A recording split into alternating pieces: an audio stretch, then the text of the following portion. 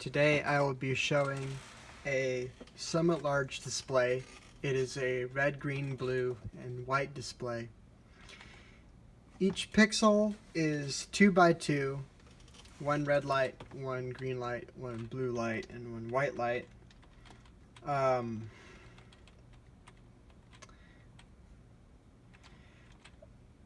Essentially it's an 8 by 8 display.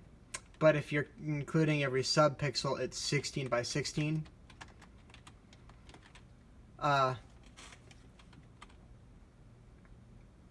when in normal monitors, every pixel is only on for a very brief amount of time.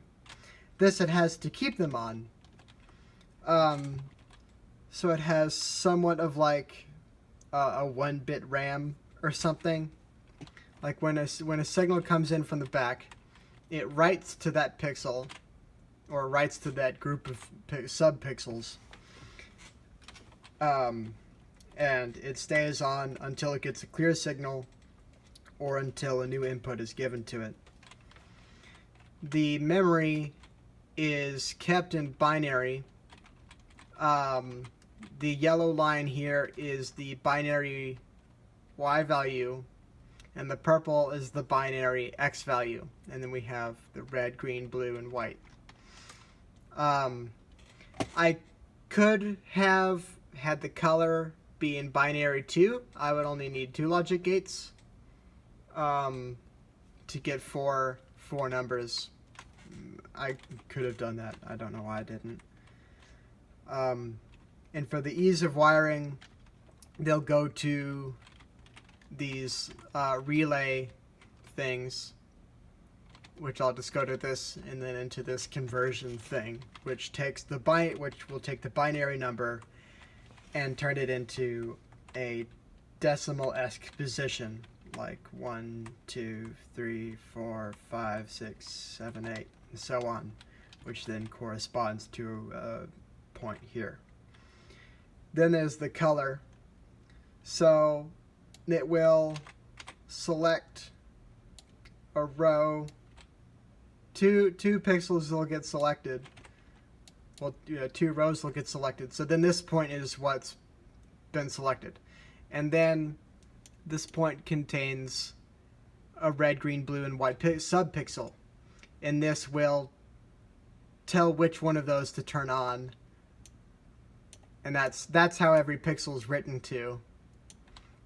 By this backplate selection.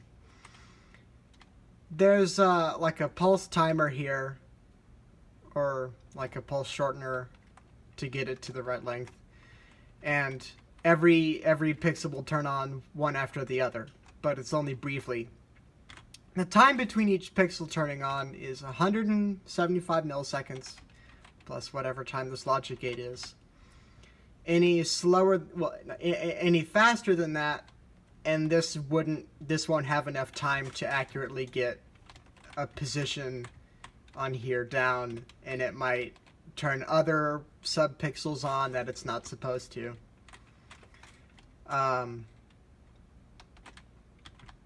Turning it on, or at least giving it the signal to go, it will write. I just have them like random colors selected. I am setting the positions so that it's left to right, top down. But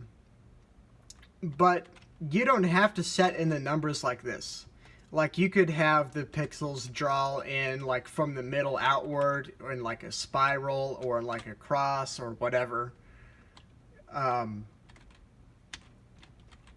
Standing really far back, the colors do blur a bit, like this little spot. I can clearly tell that that's white, but closer up, then I can really see it. So on a much larger scale, it would likely work really well, but close up it doesn't. Like these 2 subpixels here, the red and the blue and the red and the blue are trying to show purple. If I had like a really large grid it would probably look right, but like close up, it doesn't. Just like any monitor, really close up, you can tell the individual colors. This is where I started with every. This is similar to that of a projector in how the red, green, blue, and white are all processed separately and then come together onto the display. The reason why I have these panels here is just for the sake of it being easy to wire up. Trying to go directly from a big grid to this thing would be way too hard to see. And everything is predetermined. Like, it's all set up so that every frame on this is a predetermined image. And that's where this one benefits. I can have this be getting inputs, maybe not from memory, but from something like a GPU. But the update rate is really slow. Whereas this, I can speed this up. I could probably have this run at like 60 frames per second. But the thing is, then you need to connect some huge wall of connections.